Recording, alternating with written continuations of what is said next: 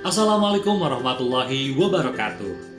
Bersama Poliklinik Urologi RSUD Dr. Soekardjo Tasikmalaya, mari kita bahas tentang kasus batu saluran kemih. Keluhan batu saluran kemih ini merupakan suatu permasalahan di bidang urologi yang harus segera ditangani karena apabila terlambat dapat menimbulkan komplikasi dan permasalahan yang lebih kompleks. Nah, di video ini akan kita bahas bersama secara lengkap mengenai batu saluran kemih, mulai dari gejala, pemeriksaan, dan pilihan terapi yang tepat sesuai dengan gejala. Sahabat urologi, mari kita saksikan untuk videonya. Saluran kemih manusia terdiri dari ginjal, ureter, kandung kemih, dan uretra. Apa itu batu saluran kemih?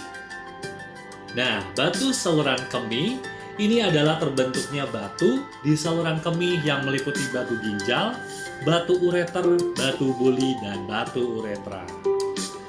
Berapa sih angka kejadiannya?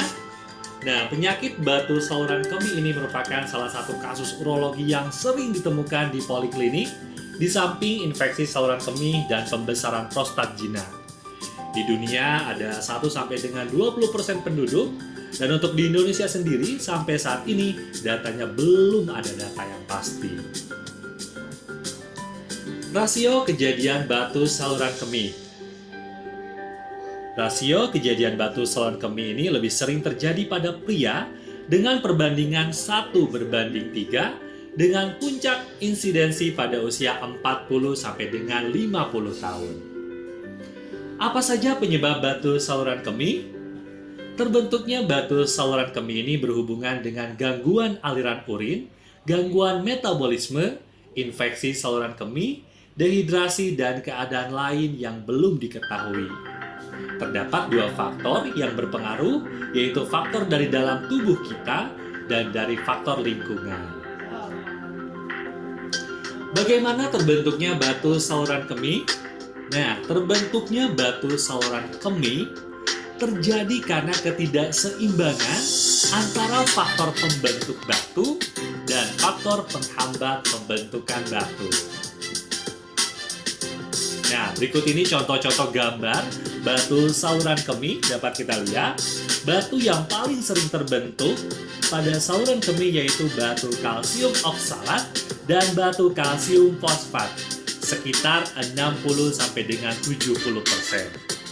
Berikutnya batu asam urat 10 sampai dengan 15% dan batu struvite atau batu infeksi sekitar 10 sampai dengan 15%. Bagaimana gejala batu saluran kemih?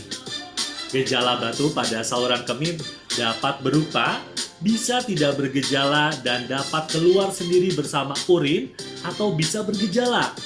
Berikut gejala yang muncul pada pasien dengan batu saluran kemih. Terasa pegal di pinggang, rasa nyeri hebat daerah pinggang atau kolik, mual dan muntah, BAK berdarah, BAK keruh. Apa saja pemeriksaan radiologi yang bisa digunakan? Nah, berikut ini merupakan beberapa pemeriksaan penunjang yang dapat digunakan untuk menegakkan batu saluran kemih. Pertama, foto polos abdomen dan foto abdomen dengan kontras dapat mendeteksi batu yang terlihat pada rongsen seperti batu kalsium, batu infeksi, namun tidak dapat mendeteksi batu asam urat. Kedua, USG saluran kemih merupakan pemeriksaan radiologi yang tidak memberikan radiasi sehingga aman bagi ibu hamil. Untuk ketiga, yaitu CT scan saluran kemih tanpa kontras yang merupakan baku emas pada pemeriksaan batu saluran kemih. Pengobatan batu saluran kemih bisa dilakukan berdasarkan ukuran batu yang ditemukan saat pemeriksaan. Jika batu ukuran kecil, dapat dilakukan konservatif dengan obat-obatan. Jika batu ukuran besar, harus kita lakukan tindakan operasi terbuka atau minimal invasif. Beberapa contoh tindakan minimal invasif antara lain ESWL, URS, PCNL, dan RIRS. Untuk ESWL sendiri merupakan tindakan menghancurkan batu menggunakan gelombang kejut tanpa sayatan. URS merupakan tindakan minimal invasif dengan menggunakan alat untuk melakukan peneropongan pada saluran kemih, dan apabila ditemukan batu dapat dipecahkan menjadi serpihan kecil dan keluar melalui kencing. Selanjutnya ada PCNL. Ini merupakan tindakan minimal invasif untuk mengeluarkan batu dengan menggunakan sayatan minimal dan dimasukkan alat untuk melakukan peneropongan pada ginjal dan batu. Dapat dipecahkan menjadi serpihan kecil dan dapat dikeluarkan. Kemudian juga ada RIRS yang menggunakan alat untuk memecahkan batunya di dalam ginjal dengan menggunakan laser. Alat ini fleksibel dan dapat menghancurkan batu-batu di dalam ginjal tanpa sayatan. Kemudian juga ada operasi terbuka. Nah, operasi ini dilakukan bila batu berukuran sangat besar dan sulit dikerjakan apabila dilakukan tindakan lainnya. Selanjutnya, bagaimana pencegahan pembentukan batu saluran kemih? Berikut tindakan pencegahan agar mengurangi resiko terbentuknya batu. Pertama yaitu perbanyak minum air putih sekitar 2,5-3 liter per hari, aktivitas fisik secukupnya, kemudian juga diet rendah garam 4-5 gram per hari, kemudian diet kalsium 1-1,5 gram per hari.